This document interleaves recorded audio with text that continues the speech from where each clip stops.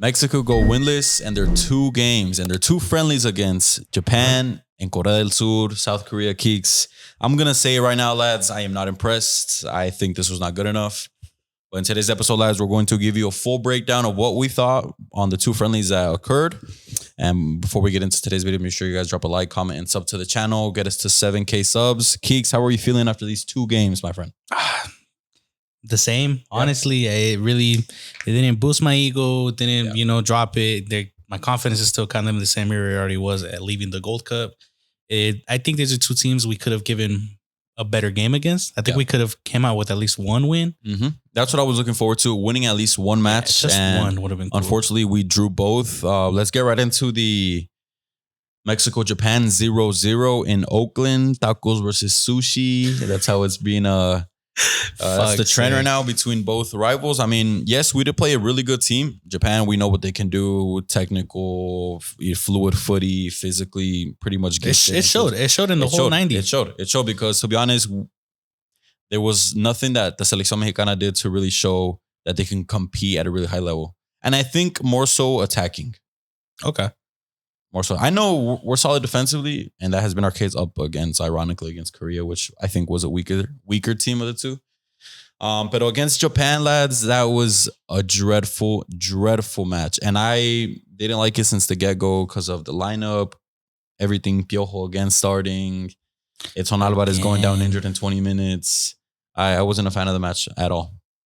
I think almost everything that could have went wrong because we didn't get battered. Yeah, we conceded. We kept a clean sheet. Malagon keeps another clean sheet. That is now, I can't remember, but he has a bunch of clean sheets with the Selección recently. We'll get into the goalkeeper debate as well. He's not too shabby. We'll get into the goalkeeper situation. I know Keeks is about to cook my ass with that, so make sure you guys stay till the end of this episode. And right off the rip, it was a packed stadium, mucha afición y poco fútbol. The Selección Mexicana against that Japan team. And Vasco? I mean, how about this? Let's start it from here. The lineup. Okay. Vasco Aguirre still doesn't have his best 11. Why do we continue to experiment when we have such a limited amount of games left before the World Cup? Well, against Japan, that was our best lineup. I guess, was it? Would you have started Orbelin? No, but that's because the absence of our 16-year-old is not there. It's actually insane that he actually is the pivotal midfielder. He is the key midfielder. No Gil Mora, no party. And that's eventually why we probably didn't end up scoring or creating many chances, because Orbelin is not that playmaker that you really think. Or that we don't even think. We know Orbelin Pineda is not that playmaker that Selección has. I think we also have to talk about the flanks. I'm even going to criticize both sides, from both fullbacks and both wingers. Okay. Just have not been good enough. How many times have we seen Gallardo and Alexis Vega? How many times have we seen Piojo and Jorge Sanchez? How many times do Vega and Gallardo play an interleague between each other with Toluca? How many times do they do it for the Sele? Yeah. My point being is that, like, it's the same guys over and over and over again that play the most. These are the guys that play the most football for Vasco. Those four players play the most fucking football in the Vasco Aguirre. Like the flanks, you said. And none of them really give us anything. Vega gives us set pieces. Gallardo runs. Jorge Sanchez runs. Piojo, I don't know what the fuck Piojo gives us anymore. If we take out Alexis Vega's contribution away from like the set pieces in the corner, Alexis Vega Nos da nada. Is a bum. I agree. He had one goal in how many starting games for the Selección since? He's been a bum. Take the corners away. Alexis Vega is not that guy for the Selección. I agree 100%. And with Alvarado, we don't even need to say completely non-existent. And once again, plays and nothing. Gallardo and Sanchez. I think if we look at the lineup against South Korea, that was our best lineup. I think I'm saying it was our best lineup because, for one, Mateo Chavez and Huesca started. Y se sintió la presencia de los dos. The fullback, the differential in the fullbacks, yes, was massive. It's just more fluid. You get more attacking options. And these players are comfortable on the ball in the final third areas. We saw Huesca's just whipping a beautiful cross at Raul Jimenez. And there goes his assist. Jorge Sanchez would have never. We saw Julian Araujo. Does not either. Huesca's doing his thing. I mean, Jorge Sanchez came off the bench and got us the game-winning assist. There you go. I mean, yeah, that was a fluky ass assist, bro. And also, like, Gallardo came in, we conceded. Vega came in, we conceded.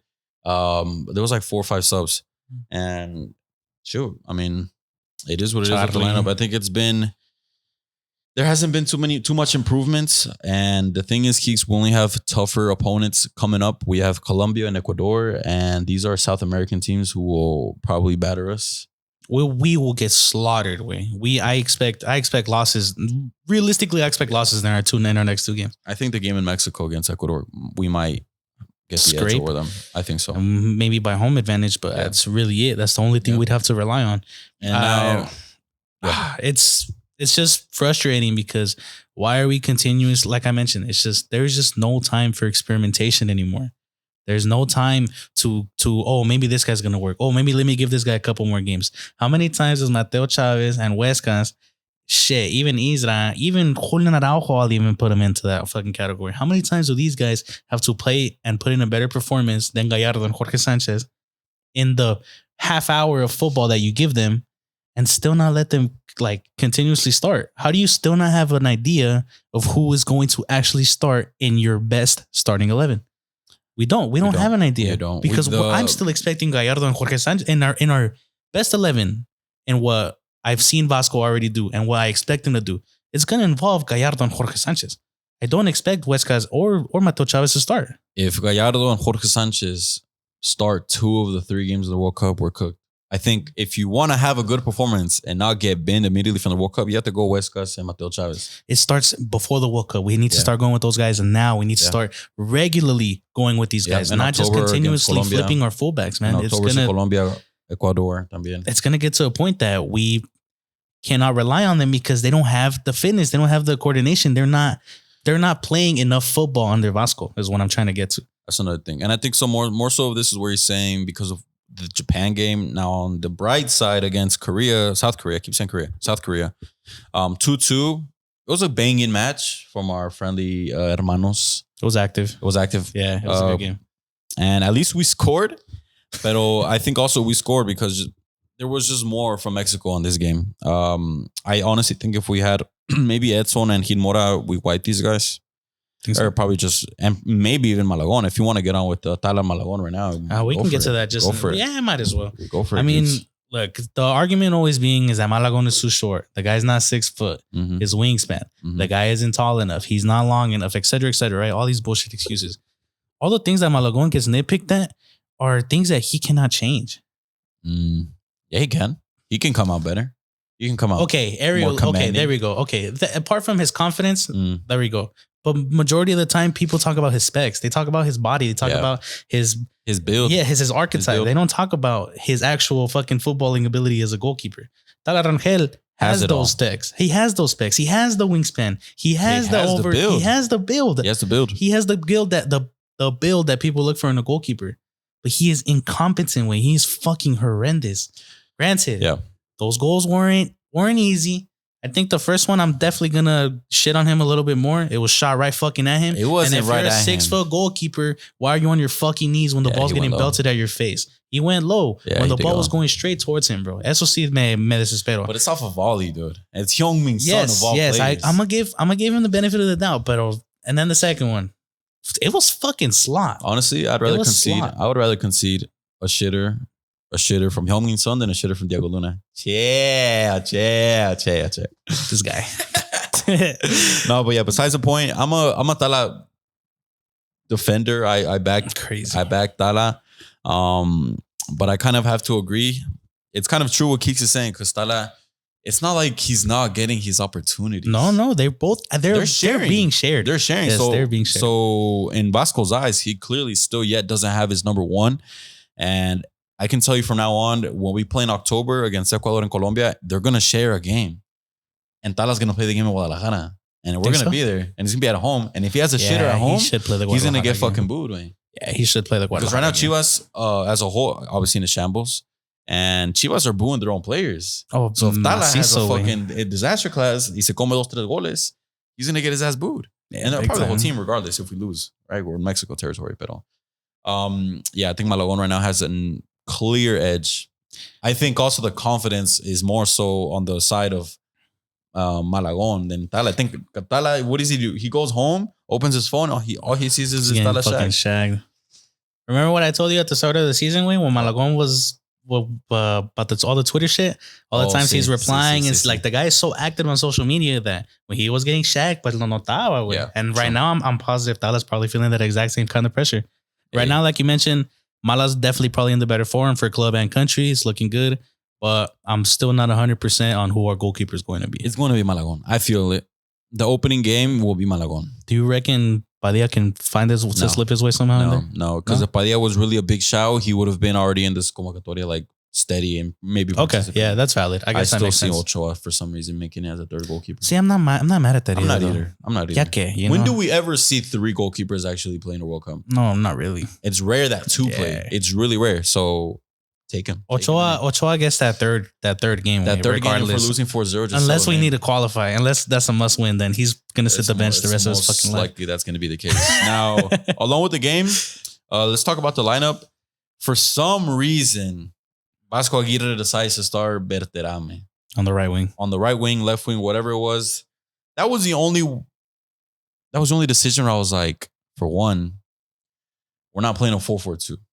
Right? No, we started off with a 4-3-3. Yes. So Berterame was literally holding the flank. Yeah. And for seconds, Berterame is not even a winger.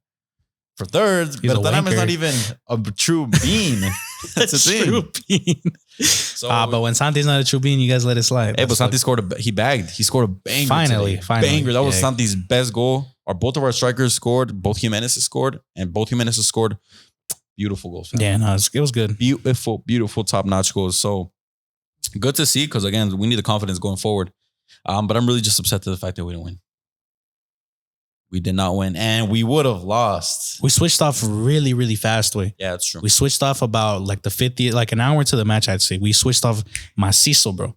Yeah. And it looked like thankfully the subs were a big impact and they switched on. They helped the team, at least salvage a fucking draw. Yeah, in some aspects because Gallardo came in on. And Johan Vasquez, I think this is Johan Vasquez one of the middest games. I think this might be one of his worser games the second goal that South Korea scored, dude. You're just watching him as you're backtracking. Yeah, estás valiendo madre. Tienes que llegarle con huevo y aventarle su madre. Like he didn't, he kind of felt like he looked off playing with the, ¿cómo se llama este güey? Purata? Yeah, it looked kind of, who didn't play bad. No, who did not play bad at all. But like Johan did seem a little out of it today, which is not a good thing to see. That's true. Oh, man. What would you rate Mexico's international break in September, these 2 games, Keeks? The September break. Out of 10. Nah, man, I can't really go too high. Like you said, it's a winless. I think both of these games we could have given a bit more. I think we could have at least not conceded in both games. I reckon we could have done a double clean sheet if we played right.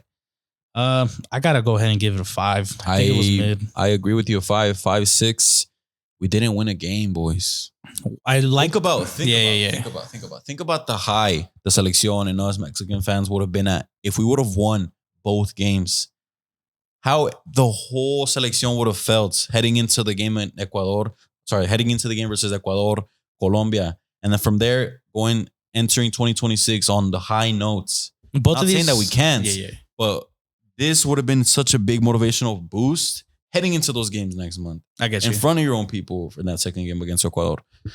And we didn't even manage to win one. Yes, we're respecting the rivals, but these are the rivals that are not going to be showing us no friendly tackles in the World Cup come 8 months from now. These guys are both going to be at the World Cup. Yeah. These guys are for sure going to be part of the competition. Mm-hmm. And honestly, for the rest of the friendlies, I really think these guys were the bottom of the barrel. No disrespect to them. I just feel like the rest of the competition we have leading up to our next couple of friendlies are going to be much more difficult teams. Mm-hmm. So if we can't pick against the little guys, what makes us think we have a shot against any other, semi-standard, more competitive World Cup team? That's what I was going to get to as well. When we play the lower tier CONCACAF teams, our excuse is always that we end up playing to their level because they kind of minimize us, or we minimize them. And for that sake, we play eventually like them. We saw it in the Copa Oro. We barely managed to win the Copa Oro, but we played these lower tier teams and we struggled. So our excuse is, whenever we play a top nation, that's when we turn up. But we played 2 top nations, I would say. Or at least average with us. FIFA They're rankings. they're the strongest teams in their continent. In their continent, I would agree. And we didn't turn up. So, what are some 3 things to learn to close out? I'm gonna go quick. For one, I learned that after seeing Gil Mora start since that game against in the game of Phoenix, Saudi, that's when he first started. Since then, and watching these 2 games, it's been a major fall off. So for one, no Gil Mora, no party, because there is nothing going down the middle, Keeks. Nothing. We saw Chiquito today. Chiquito, I don't want to see in that roster in the World Cup. That's not good crazy. Enough. Not good enough, güey. He wasn't bad, No though. es un revulsivo que te cambie el juego. Te That's my entiendo. problem. Yes, I do understand that to the max, way. But I can't. I can't. And that applies to Charlie as well. So I think that should also apply to Marcel, way. No, Marcel will be on the roster. I mean, but I think it should apply to that. This guy has sparks of brilliance, but he's very standard. He's very mediocre for the rest of the match. Yeah. While he can bring a spark of brilliance and, immediately switch up the tempo and make a fucking line breaking pass, for the majority of the game, the guy's jogging up and down with whoever the fuck he's paired next to, I agree. Chiquito is definitely not the main man, and he's definitely not going to be starting. No. But I don't think Marcelo Ruiz should be let off the hook just yet. Marcel Ruiz will be on the roster. 100%. Yes, yeah, definitely. Yes, I agree. I think it's America tax, Televisa tax that he's on the roster. But if that's the case, number 2. All right, buddy. I mean, it's something that I've known already, but even now, I don't think the wingers that we will have in the World Cup will look any different to what we currently have. So you reckon? I still think it's going to be Piojo. I still think it's going to be Vega, and I still see Chino and Chucky Lozano, I think, will be going to the World Cup. I think he was okay. I think he was okay as well. I don't mind Chucky. He was positive. He brought in It's what frustrates me, bro, is that the players off the bench want to go to goal more than the guys that play fucking 80 to fucking 70 to 80 minutes of football. Yeah. How are you there on the pitch the entire time and you're still not looking for a shot? Chucky Lozano will beat a man, and if he has a fucking bit of space, he's gonna let it rip, or he's gonna at least find some type of cross. Yeah, but what's the worst case about that all is that there's no one young coming up right now through the ranks that I could really say, oh, this is someone who I might have a shot. I thought Hugo Campero's breakout season. He's not even playing for Chivas. What happened in breakout season? He was going to be cracked. Lito Tax. Liga MX Young Player of the Year and all that bullshit. What happened? Deserved, by the way. What are some things you learned? For the most part, I think we kind of confirmed that with this game that Malagon's more likely the number 1. I think it's like 90% certain that Malagon will probably be edged towards more. In other notes, I think I think the fullbacks is just also a key figure. While Jorge Sanchez was decent, I guess, versus Japan and got an assist today, I just don't rate the guy. We watched him more than enough times to know that this guy isn't a competent footballer. Along with Gallardo, they need to get the fuck out. I'm tired of seeing them. Granted, I feel like they'll more than likely make the World Cup squad, but they cannot start. They cannot start anymore. We have much more potential and better fullbacks, I'm going to say something. I think if our fullbacks are Huescas and Mateo Chavez, they will play a bigger role than our wingers ahead of them. Okay. I like where you're going with that. Because for one, when you're playing fullback and you're going up the field into the final third, the only guy you're really going to be having is someone probably chasing you from the back or someone you see on the peripheral on the side of you, but you're really not going to be having to take one-on-one because that's what the wingers are and the fullbacks are going to be covering the wingers. So just like the goal that we scored today with Raul Jimenez, that ball came in from a spot where Huescas is very by himself, had the time and space, and he delivered. Mateo Chavez también, we've seen it time and time. Mateo Chavez can go in middle, wide, he can go however, overlapping. And again, these are players, or Mateo Chavez. This only applies to Mateo Chavez and Huescas. Because if it's Gallardo and Jorge Sanchez, we're not going to see what I'm trying to say right now. I think they are going to be bigger than what we think. We've just seen more than enough. Vasco just needs to let them do their thing and really trust them and just give them the confidence to do their thing.